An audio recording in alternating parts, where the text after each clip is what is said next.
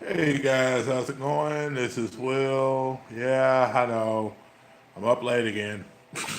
Uh, Boy, I should really get some sleep. But anyway, I didn't get a chance to get this drawing up, so I want to go ahead and get it up. This is of Carrie Kelly. Carrie Kelly is the original first female Batgirl. I don't know why I said Batgirl. Robin that was ever in the comics. She was introduced back in the late 80s in what some would consider one of the best Batman books ever. It's called Batman The Dark Knight Returns. This is an alternative reality story, so, there's not, I'm going to say the word non canon a lot because this character originally wasn't a canon character. They did introduce a version of her in the Batman comics recently, in the Batman and Robin comic. So she is technically canon, but of course this version of her is a little bit different. And Carrie Kelly, to tell you a little bit about her, she was a 13-year-old girl. Batman saves her life, and when Batman saves her life, she becomes she kind of goes from being somebody who's appreciative to fangirling Batman a lot, and so to the point where she goes out and she buys a Robin outfit and decides to see what she can do about setting up so that she can be out there with Batman and become the Robin to the Batman that's out there. Of course, this is a much older Bruce Wayne. The concept here is that this was basically in this version of reality. This is what happened after Jason Todd, who we talked about, yesterday. When Jason Todd died, in this version of the story, he quit being Batman. And so he decided he didn't want to do it anymore at all due to what had happened to Jason. And so he decided to give up the whole thing for a long time. And then it got to the point where the city was going crazier and crazier because there wasn't a Batman. And so eventually he took the mantle back and became Batman for the sake of the city of Gotham. Uh, and you kind of get the sense that Jim Gordon may have known what was going on. They don't really ever say for sure if Jim Gordon knew, but there's a point where he kind of looks at him and says, yeah, remember I used to chase you around all the time and different things. So you kind of wonder if Jim knew that he was Batman and just kind of didn't say a whole lot. I think at some point, if you gave Jim that opportunity, definitely would be the guy to say that anyway. But anyway, so Carrie was saved by Batman, and she became a fanboy. A fangirl, and she eventually, you know, over time, she kind of was there for him a lot. For example, at one point, he got into a fight with the mutants, and when he got into a fight with the mutants, he ended up almost getting killed the first time he was fighting the mutants.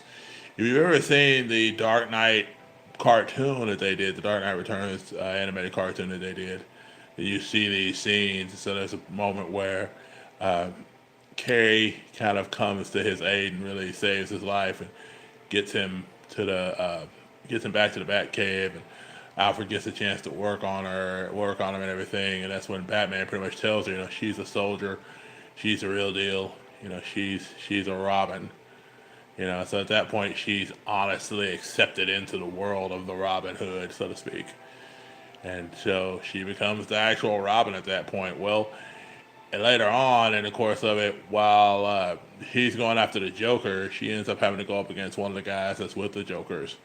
And so there's a point where she gets into a fight with this guy, and they're fighting over a Ferris wheel, and as they're on a Ferris wheel, it might have been a roller coaster, I'm not for sure, but anyway, in the book, basically, there's a point where the guy ends up getting decapitated. And, it's not something a lot of people just look at and you're like, oh, okay, it's no big deal because yeah, it's something you kind of have to deal with. And she kind of starts off. She has this brief moment where she kind of breaks down, and then she realizes Batman's in danger again, but for different reasons. And so then she ends up breaking, she breaks down, and then immediately kind of is like, okay, I had my moment, I broke down, but now I got to get back up. So you really get this opportunity to see how strong-willed she is, and how, above all else, she wants to be the best Robin she can be. And so later on, there's this point where, of course, Superman ends up fighting because, of course, the president, at the time, who is Reagan, which that's a whole other issue in itself because you're like, well, Reagan would have been dead by this time probably if this had been the real world, but this wasn't.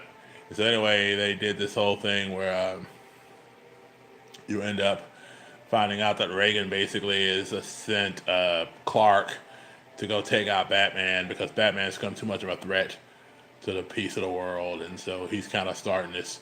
And the funny thing is, Batman's really trying to save the city of Gotham. That's really the whole thing. He's not even necessarily going for the sake of the world. He's going for the sake of trying to save Gotham. And so Superman eventually has to come in and, quote, fight the Bat. And they go through this big old fight. And, Batman is already created. Anything you know about Batman, you know that Batman has already created this stuff. Well, Carrie, of course, is all involved. And she's trying to make sure that all that stuff is going off without hitches. She sets up a lot of plans. She even tries to take out Superman herself. Doesn't go that well for her. But she doesn't really get hurt by it because, of course, he's like, oh, great, he's using another kid. And so Superman kind of looks down on Batman for that, which I get. But anyway, so ends up by the end of it all, Batman kind of wins the battle, but he loses the war because he dies. Well, I say dies. There's a point at the funeral where Bruce Wayne is gone, and all of a sudden you see a, quote, family member of Batman's show up. Well, of course, Batman really doesn't have a whole lot of family. And so next thing you know, Superman sees this young girl, and when he sees the young girl, he looks up at her, kind of realizes who she is, and then he also hears a heartbeat. So when he hears the heartbeat, he realizes that Batman's not dead at all. And so he kind of just winks at Carrie and leaves, and then next thing you know, you see Carrie and the rest of the crew kind of going in and helping build up the future sons of the Batman. So Carrie becomes a vital part of that. As a matter of fact, she ends up becoming Catgirl in there. But again, this is all alternative universe stuff for the most part. So anyway, so this is another Robin. And like I said, she's not canon. Technically, Stephanie Brown is still the first female Robin that's in the regular universe. But Carrie Kelly, in my mind, will always be because Dark Knight was such a powerful story. It's Dark Knight Returns is such a powerful story. So anyway, that's it on Miss Carrie Kelly. Tomorrow, get ready. There's a surprise coming. You're gonna get a cool thing that myself. It's kind of a bit of a versus, but it's not really.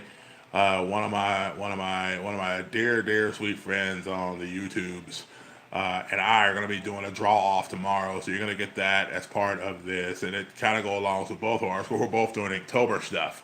So anyway, guys, take care. I love you. Appreciate you for watching this video. Comments, by the way. Comment on this video if you hear me say one thing and take one thing away from it. Please comment on the video because I'm doing a comment contest. So every time a new person comments, I'll put you guys into a drawing, and at the beginning of next week, I'll do another drawing, and one of you could possibly end up winning a copy of that Inktober sketchbook I'm doing at the beginning of November. So, guys, take care. Be blessed. Be a blessing to somebody, guys. Till tomorrow when we get ready to do the ultra cool super surprise thing. Take care, guys.